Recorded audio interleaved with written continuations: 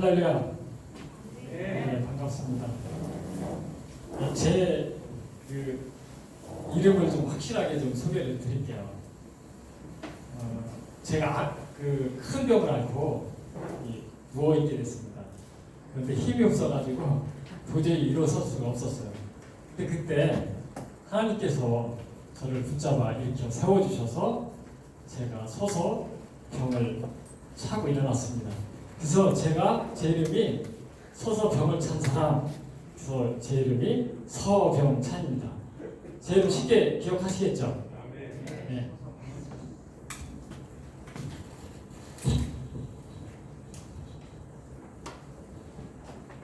네, 먼저 제 간증을 좀 드릴게요. 저는 98살이 되도록 예수님을 전혀 모르고 살았습니다.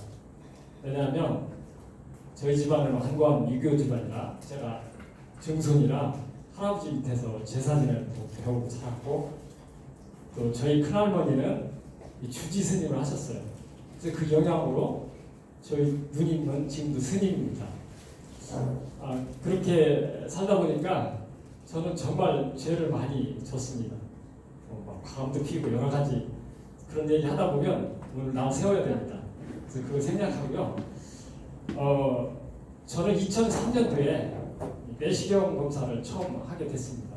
근데 위암 3기 진단을 받고 수술했고요. 또 6개월에 다시 검사를 하니까 간, 리프절 이런 데 전이가 된 거예요. 그래서 최종적인 제 몸 상태를 말씀드리면 죽을 때 되니까 온몸에 검은 반점이 덮었고요. 35kg 이하로 이렇게 빠졌습니다. 그렇게 되다 보니까 누워서 무릎을 세우려면 무릎이 안 세워지는 거예요. 그리고 침대에 누우면 등이 베려서 손대로 막 두툼하게 깔았는데도 등이 베리는 거예요. 다 알만하시겠죠. 그렇게 되니까 친척이 다녀가면서 오늘 밤 못 넘긴다고 그렇게 하면서 다녀갔다 그러고, 저는 의식이 왔다 갔다 할 때 보면 제 처의 손이 코 위에 있었어요. 죽었나 살았나 확인했던 거죠. 나중에는 아예 의식도 없어서 완전히 죽음 직전까지 갔었습니다. 그런데 제가 어떻게 살았을까요? 저는 서울 백병원에서 수술하고 나서 누나가 절에 있으니까 절에 가가지고 그때 당시 몇백만 원 들여서 천도제 지냈어요. 근데 몸이 더 안 좋아지는 거예요. 그때서야 제가 이제 제 여동생이 한 얘기가 생각나는 거예요. 제 여동생은 서울 모교회 권사인데 얘가 서울 백병원에 입원했을 때 40일 동안 하루도 빠지지 않고 와가지고 오빠 무조건 예수님이야 산다고, 무조건 태어나면 교회 나가라, 그러면 성경책도 선물해주고 교회 권사님들 와서 기도해주고 그랬거든요. 그때 생각이 나가지고 교회에 처음 나가게 됐습니다. 그래서 교회를 나가는데 3달도 안 됐는데 저는 방언의 은사를 받게 된 거예요. 그러니까 하나님 살아계시네 이제 이런 걸 좀 알게 됐죠. 그랬는데 이제 6개월 검사해보니까 다시 전이가 됐잖아요. 그래서 위암센터에서 종양센터에 다시 재입원을 하게 됐습니다. 그때 제가 의지할 곳은 어디 있겠어요? 하나님밖에 없잖아요. 하나님 살아계신 걸 알고 정말 간절히 하나님께 기도했습니다. 얼마나 간절했는지 새벽에 하나님께서 저에게 음성을 주시더라고요. 내가 너의 질병을 치료해 주겠다. 그리고 너의 생명을 30년 연장해 주겠다. 세 번째는 너를 복음 전하는 데 일꾼을 쓰겠다. 이런 음성을 들었습니다. 그렇지만 이제 아까 이야기한 대로 이렇게 전이가 되다 보니까 완전히 죽음 직전까지 갔던 거죠. 그때 하나님께서는 치유 은사가 있으신 목사님을 저희 집에 보내주셔가지고 제가 여러 차례 안수받고 깨어났고 항암제나 일체 약 먹지 않고 나중에 다시 가서 검사하니까 암이 깨끗이 사라졌다는 통보를 받게 됐습니다. 할렐루야. 이거 왜 안 되죠?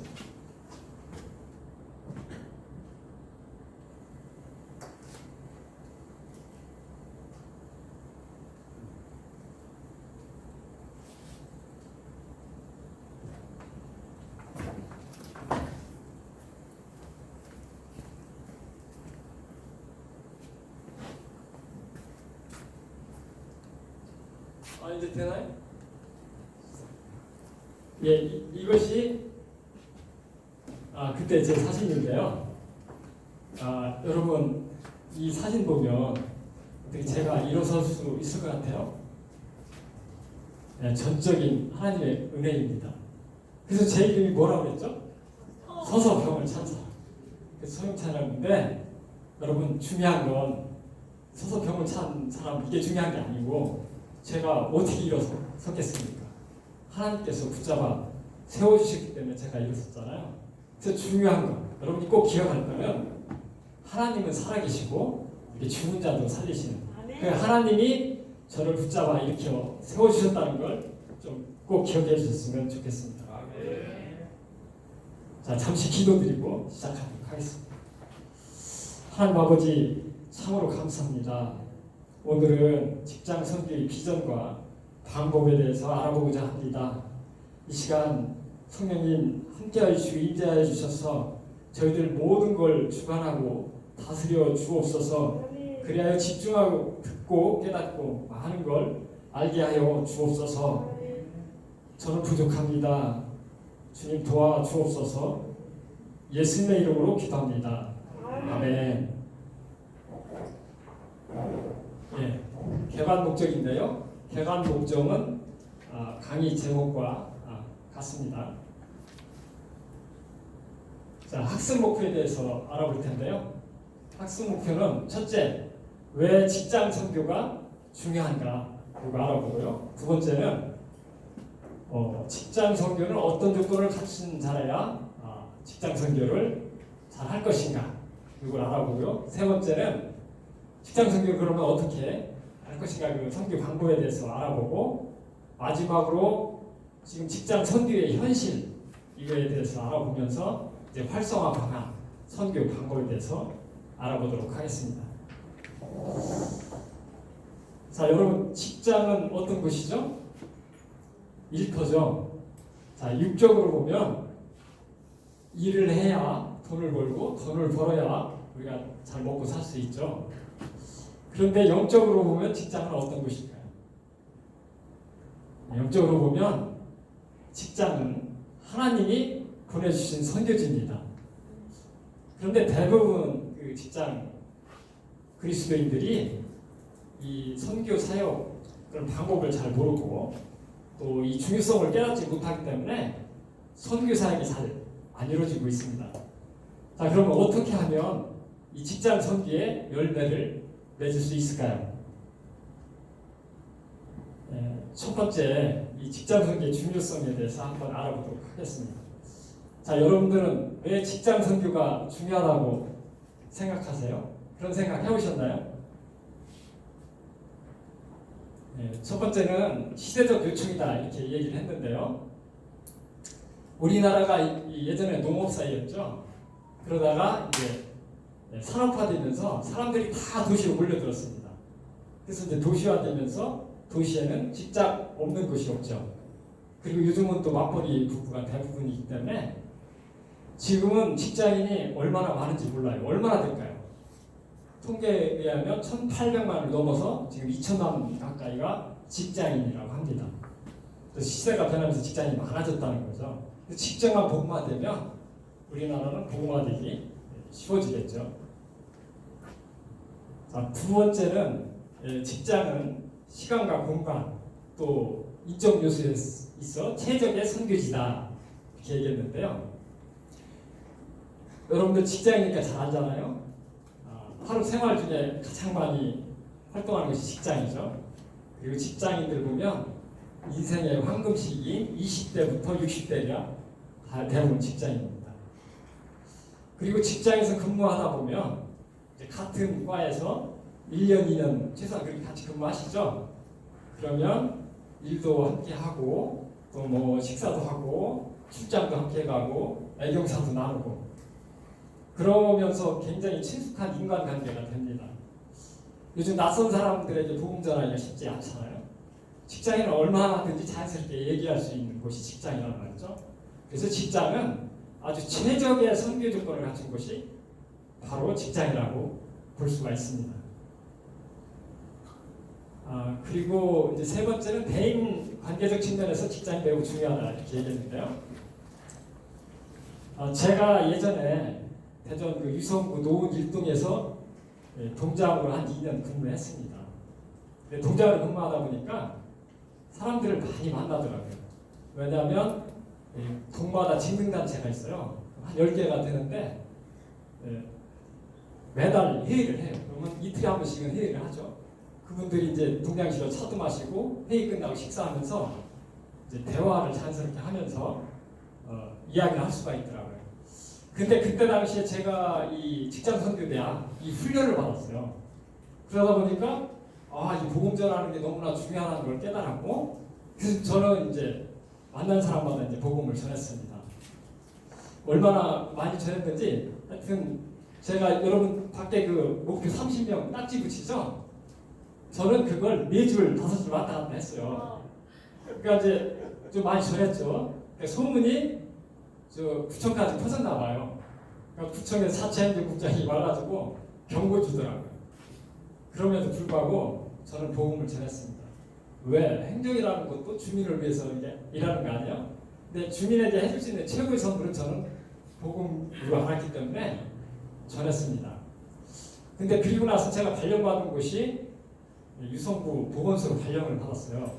보건소 갔더니 직원들이 좀 있더라고요. 정규직도 있고 무기계약직, 기간제 근로자들도 상당히 있어요. 이 사람들은 수시로 바뀌잖아요. 또 막 공익요원도 몇 살 있고. 그래서 저는 이 소장부터 뭐 공익요원까지 그 전부 복음을 전했습니다. 그래서 한 90명 정도 전했는데 저는 어떻게 전했냐면 이들을 이제 한 명씩 불렀어요. 그래서 그 조그만 방에서 이야기를 하죠. 나는 이제 퇴직도 그렇게 오래 많이 남은 사람은 아닌데 내가 생각해볼 때 직원들한테 해줄 수 있는 최고의 선물이 뭘까 이런 생각했다가 내가 이 이야기를 안 하고 많이 나간다 그러면 굉장히 평생 후회할 것 같아서 당신에게 이거 선물 차원에서 얘기해 줄 테니까 그냥 5분 10분 들어보라고. 그러고 이제 사역비를 가지고 전했죠. 그런데 보건소에 가보니까 진짜 복음 전하기 좋은 친구들이 있더라고요. 그게 누굴까요? 예, 어디 잘하시네요.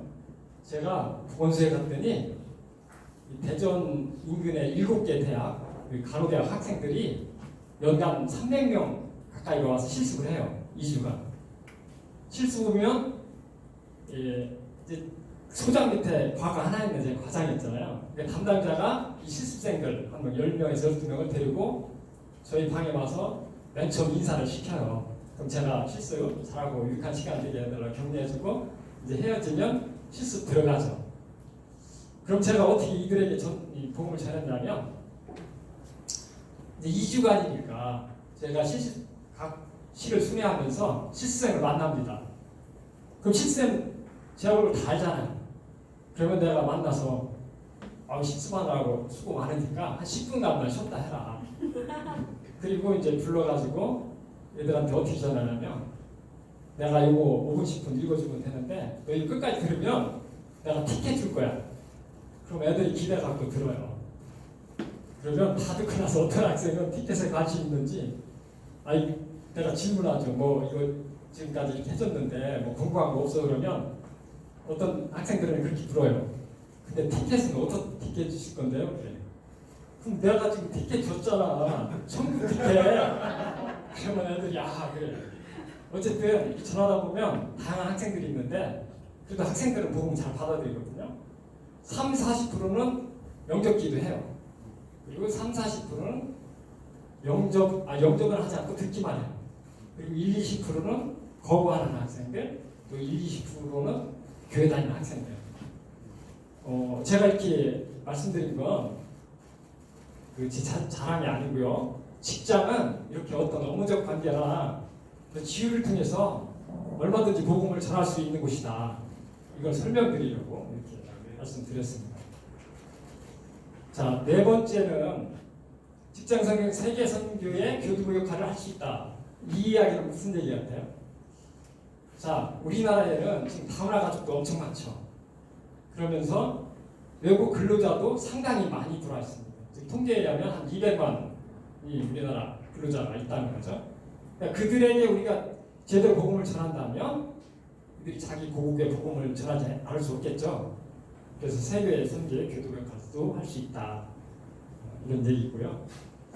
자, 첫 번째 그 직장 선교의 중요성에 대해서 한번 요약해 보면 왜 중요하다고 그랬죠? 첫째는 지금 산업화 도시화되면서 직장인이 너무나 많아졌다는 거고요. 둘째는 직장은 이렇게 함께 시간 보내면서 인간관계를 형성하기 때문에 복음을 전하기 좋은 최적의 선교 조건을 갖춘 것이다. 그리고 세 번째는 그런 업무적 관계나 지위를 통해서 아주 자연스럽게 복음을 전할 수 있는 곳이 직장이다. 그래서 직장 선교가 참 중요하다. 이렇게 알아봤습니다. 네, 다음은 두 번째인데요. 그럼 누가 직장 선교를 할 것인가 알아보도록 하겠습니다. 여러분도 아시겠지만 우리나라 이 일정 규모 이상의 직장에는 거의 직장 선교회가 조직이 되어 있습니다. 이거 참 잘한 거죠. 성우이나 신우이 그런 이름으로도 조직이 되어 있습니다. 근데 이제 이 직장 선교회가 지금 하는 일이 사실은 그 선교 활동을 좀 해야 되는데 주로 하는 게 이제 예배 위주의 그런 활동을 많이 합니다. 여러분들한테 한번 질문해 볼게요. 여러분들이 목회자라면 어떤 것에, 무엇에 제일 관심을 가질까요? 뭐 성도들의 신앙 성숙이나 또 교회 부흥, 또 설교 준비도 해야 되죠. 또 교회 운영 이런 쪽에 신경을 많이 쓰겠죠. 그러니까 목회자들이 직장 선교에 그렇게 관심을 쓸 수 있는 여건은 아닌 것 같아요. 그러면 누가 이 직장 선교에 관심을 갖고 신경 써야 될까요? 우리 직장 그리스도인들이 신경 써야겠죠. 자, 그러면 이 누가 어떤 조건을 갖춰야만이 제대로 직장 선교를 할 것인가 이거를 한번 알아보도록 하겠습니다. 자, 보면 직장 선교는 일터를 하나님께서 주신 사역지로 인식하고 일했는데요. 이 이야기는 뭐죠? 어떤 하나님이 나에게 주신 사명이 뭔지, 나를 부르신 그 소명의식이 뭔지 이것을 아는 것을 얘기하는 거죠. 어느 사회학자가 이런 이야기를 했다고 그러죠. 인간은 어떤 가치관을 갖느냐에 따라 판단하고 행동한다고 합니다. 그러니까 가치관은 무엇이 가치이고 가장 중요한 일이냐 이런 거죠. 그러니까 사람마다 다 가치관이 다릅니다. 어떤 사람은 돈에 관심이 많아요. 어떤 사람은 뭐 이렇게 권력 갖는 데 관심이 많고. 그러니까 돈에 관심 있는 사람은 오직 돈 버는 일에만 관심 갖겠죠. 자, 그러면 우리 그리스도인들은 또 어디에 관심을 가져야 되느냐? 자, 이 사도 바울의 고백을 한번 보면요. 사도행전 20장 24절에 이렇게 고백합니다. 나의 달려갈 길과 주 예수께 받은 사명, 곧 하나님의 은혜의 복음을 증언하는 일을 마치려 하면은 나의 생명조차도 조금도 귀하게 여기지 아니하노라. 이렇게 고백하고 있죠. 그러니까 사도 바울의 그런 어떤 사명감, 하나님께 받은 사명이라고 하잖아요. 자기 목숨보다도 더 중히 여긴 거예요. 그래서 선교 활동에 평생 이렇게 바쳤고요. 또 우리나라에 온 선교사 한번 생각해 볼까요? 조선시대 때 우리나라가 얼마나 정말 못 살고 척박한 땅이었나요? 이 땅에 오면 풍토병에 죽기도 하고 막 그랬는데도 불구하고 자기 나라 있으면 잘 산데도 불구하고 왜 이 땅에 왔을까요? 그분들도 이 복음 전하는 게 너무나 중요하다는 것을 깨닫고 그 사명감을 가졌기 때문에 이 땅에 와서 복음을 전한 거죠. 그래서 우리 그리스도인들이 그런 어떤 사명감, 그런 어떤 소명의식을 갖고 사는 것이 너무나 중요하다는 거죠. 그런 사람이 이제 깨달으면 복음을 전하게 된다는 거죠.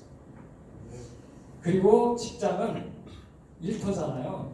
그래서 일을 탁월하게 이렇게 감당을 해야 제대로 또 복음도 전할 수 있습니다. 왜냐하면 직장을 함께 일을 하기 때문에 일을 잘해야 사람들이 또 신뢰도 하고 또 일을 잘해야 또 승진도 하지 않겠습니까? 그래야 어떤 또 지위에서 또 복음을 전할 수도 있고요. 그리고 두 번째는 직장 선교 사역을 위해서는 영성과 인격과 훈련과 사역 경험이 중요하다 이렇게 얘기합니다. 그래서 여기서 영성은 정말 중요한 거죠. 이 직장 선교 사역은 어떤 사역입니까? 영적 사역이에요. 영적 사역은 주체가 누구시죠? 어떤 분이 하시는 일이죠? 성령님이 역사하시고 성령의 능력으로 행하는 사역이에요. 그래서 영성이 있다는 건 결국 뭐예요? 성령 충만한 사람. 그래서 우리가 훈련 받을 때도 그 기억 받았죠? 성령 충만함을 받는 방법. 그래서 우리가 늘 하나님께 그렇게 성령 충만함을 구하는 기도도 해야 하고, 우리가 사역을 하면서 내 힘으로 하는 게 아니라 성령님 인도하시고 역사해달라는 그런 기도도 반드시 필요합니다. 자, 예수님께서도 이 땅에 오셔서 어떻게 사역했다고 그래요? 이 성부에 보면 성령의 능력으로 이렇게 사역을 하셨다고 합니다. 근데 하물며 우리가 당연히 성령님의 인도하신 따라 이런 사역을 해야 된다. 그러려면 우리가 영성을 갖춰야겠죠. 그리고 또 중요한 게 이 인격이라고 했는데, 그럼 어떤 인격이냐? 아주 성숙한 인격이 반드시 특히 직장 기독교인들은 필요합니다. 제가 나름대로 이제 전도를 많이 한다고 했잖아요. 전도를 하다 보면 많은 사람을 만나요. 그러면 어떤 사람들은 막 거부하는 사람도 있죠. 그죠? 그럼 제가 물어봅니다. 아니, 왜 이렇게 거부하시는데요? 그러면 이분들 얘기가 그래요. 그런 주변에 교회 다니는 사람이 있는데 그 사람한테 막 무슨 상처받은 얘기를 하거나 또 뭐 피해받은 얘기, 또 막 너무 싸가지가 없다는 거죠. 그래서 자기는 그 사람 생각하면 도저히 뭐 누가 나가는데 절대 교회 안 나간다. 그런 사람이 전도하면 어떻게 될까? 역효과가 나잖아요. 근데 주님을 말씀하십니다. 실족해 하는 자는 화 있을진저. 차라리 연자맷돌을 메고 물에 빠져 죽는 게 낫다고 하죠. 그러니까 우리 기독교인은 이 성령 충만해서 거듭나야 돼요. 그런데 반면에 또 영성이 훌륭한 사람이 전도한다면 어떻게 될까요? 제가 예전에 대전 그 갈마 아파트라는 곳에 살았어요. 근데 저는 그때 예수 안 믿을 때고 우리 앞집에도 예수 안 믿었어요. 이 가정이. 근데 어느 날 여자가 먼저 교회를 나갔고 나중에 남편도 나가고 가족이 다 교회 나가더라. 그래서 나중에 내가 예수를 믿고 나서 물어봤습니다. 어떻게 해서 교회 나가게 됐냐 그랬더니 이런 얘기를 하더라고요. 그 같은 아파트 동에 한 여자분이 있는데 자기를 만나면 너무나 잘해준대요. 뭐 이렇게 선물도 준비됐지만 그 인격이 너무나 훌륭해서 야 정말 어떻게 저럴 수 있냐, 나도 저렇게 좀 본받고 싶다. 그래가지고 그 사람 따라 교회를 나갔다는 거죠. 그래서 이처럼 이 성숙한 인격이 너무 중요하고요. 예수님도 우리 보고 뭐라고 그랬죠? 너는 세상의 빛과 소금이 되라고 했습니다. 그러면 빛은 어떤 역할을 하는 게 빛이죠? 성경에 이렇게 이야기하죠. 이같이 너희 빛을 사람 앞에 비추게 하여 저희로 너희 착한 행실을 보고 하나님께 영광을 돌리게 하라. 그리고 착한 행실이 바로 빛을 발하는 겁니다. 그리고 소금은 그럼 어떤 역할을 할까요? 소금은 간을 맞추는 거죠. 맛을 내는 거죠.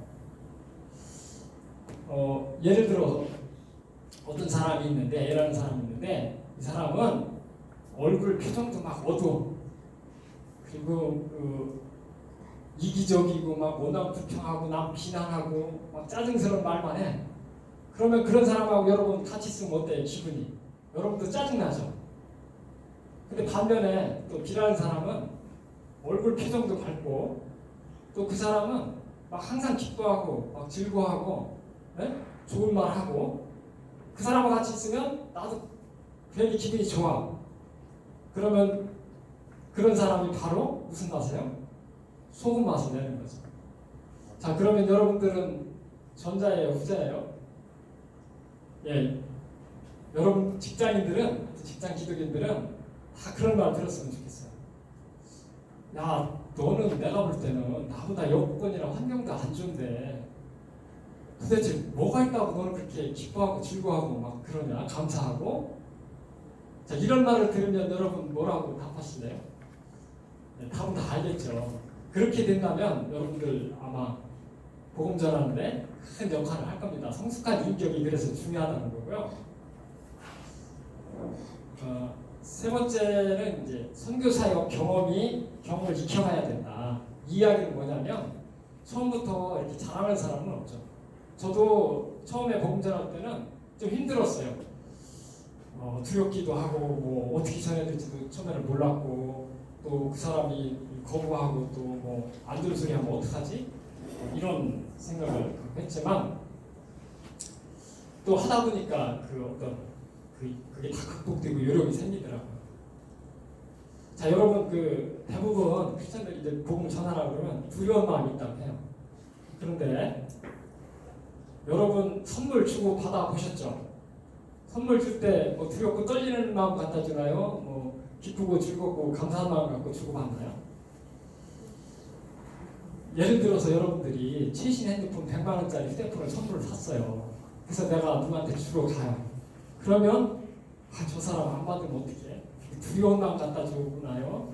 저 사람 잘 받을 거야 기뻐하면서 즐거운 마음을 갖다 줘. 자, 복음이 얼마짜리예요? 100만 원짜리밖에 안 되나요? 네? 이거는 게임이 아니죠. 인간에게 해줄 수 있는 최고의 선물을 갖다 준다. 그런데 왜 두렵고 떨리나요? 만일 여러분이 상대를 사기치거나 해칠 마음을 가져가면 그건 두렵고 떨겠죠. 그러나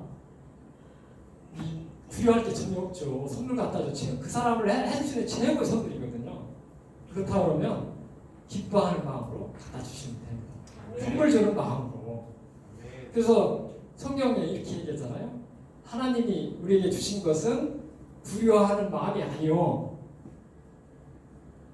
능력과 사랑과 근신하는 마음이다. 이 마음이에요.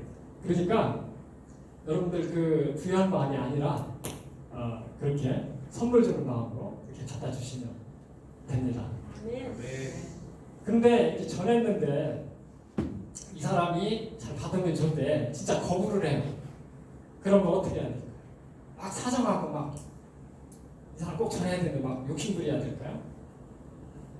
그거는 그 사람은요 아직 하나님 때문에 안 됐다고 보시면 돼요. 그러니까 그 사람은 아직 덜 익은 땡감과 같다. 그 땡감 따면 어떻게 될까요? 그건 다 버려요.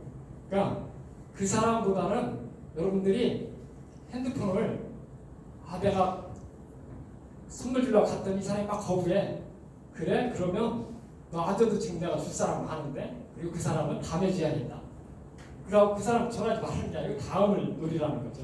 그래서 예수님도 제자들 이 전도 실천 내보내면서 그러죠. 너희를 영접하지 않거나 너희를 거부하면 신발에 먼지까지도 떨어버리라고 하잖아요.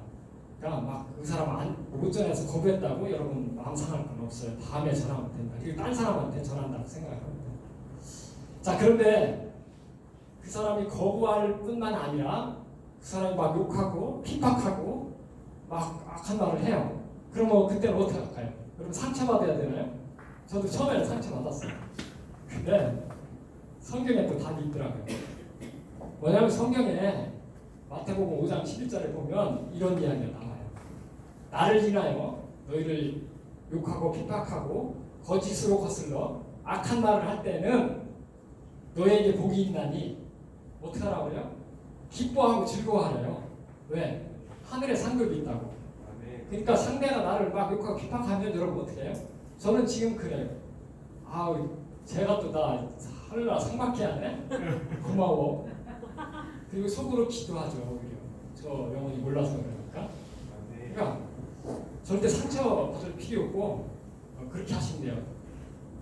그리고 이제 한 가지만 더 여러분들한테 도움이 되라고 말씀드립니다. 한 가지 사례만 더 말씀드릴게요. 제초와 저는 동시에 신앙생활을 하게 됐어요. 그런데 제초와 저는 좀 신앙이 좀 다르긴 한 것 같아요.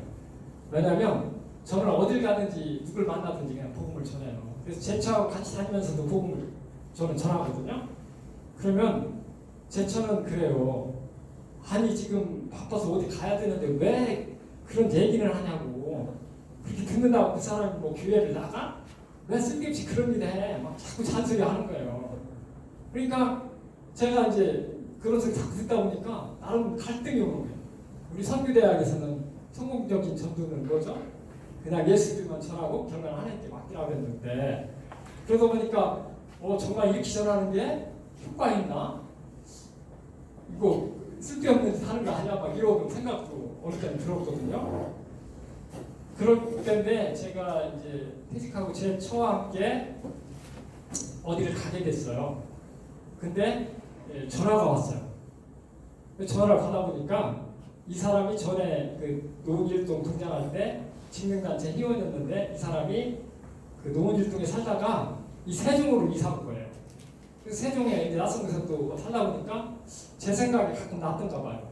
그래서 지금은 교회 열심히 나간다. 교회 나와보니까 내가 당신 너들이 너무 잘한 것 같다. 그러니까 세종에 오면 내가 밥 살 테니까 한번 와라. 이 전화를 하는 거예요. 그러니까 제 그간 그런 갈등이 완전히 해결을 받은 거죠. 그래서 그 뒤로는 제가 전도해도 그냥 기다려줍니다. 왜냐하면 직접 들었기 때문에. 그래서 제가 이렇게 여러 가지 말씀드린 건 처음에는요 다 어려워요.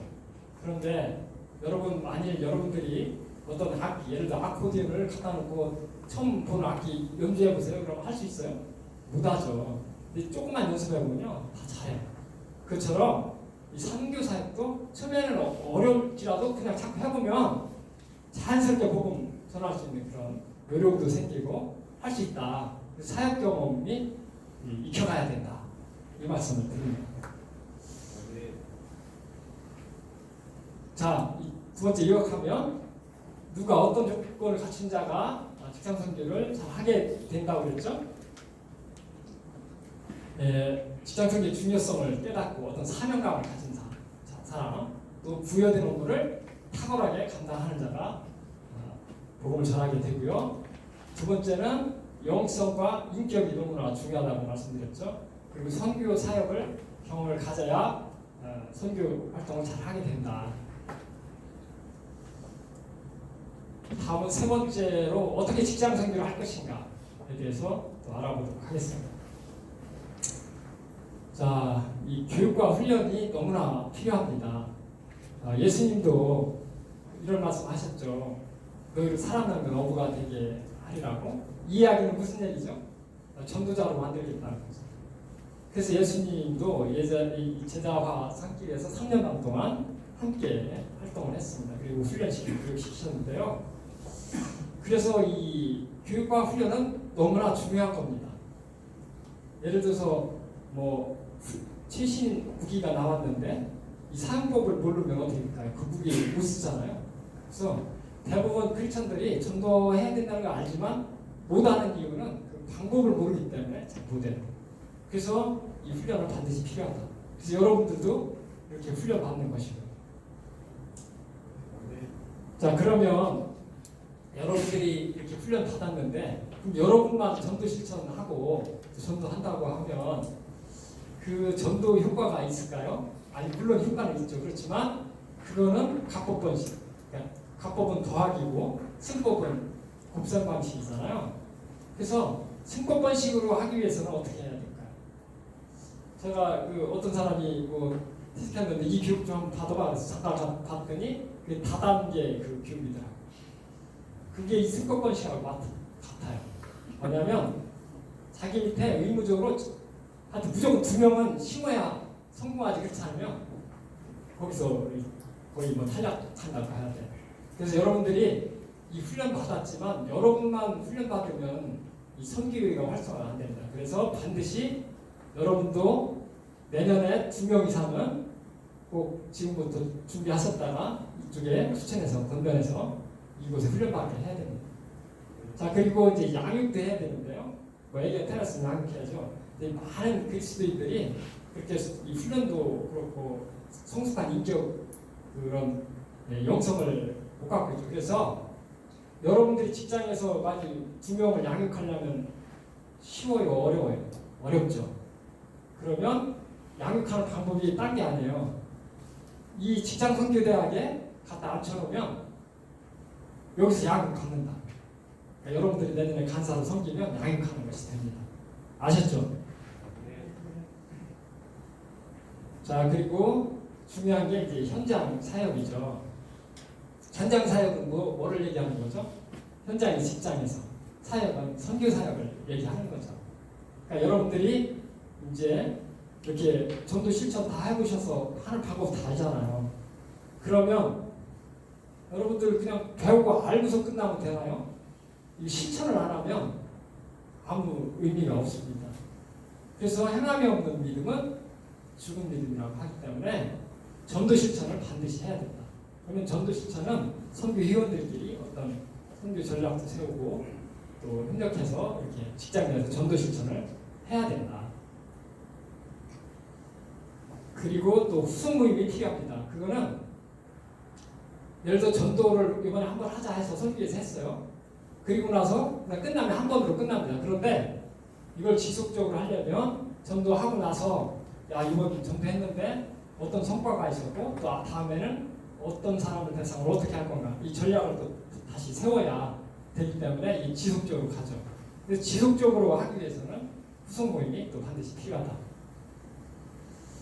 자, 어떻게 직장 선교를 할 것인가 알아봤는데요. 자, 이 교육과 훈련이 다 필요하다. 그리고 훈련을 받았으면 또 다시 제자화 삼기 위해서는 다른 사람을 또 이 훈련받게 해야 된다. 이것이 영적 승복 번식하는 거고 또 현장에서 이 선교 회원 간에 그런 전도 팀을 만들어서 전도 실천을 해야 된다. 그리고 지속적으로 하기 위해서는 후속 모임이 필요하다.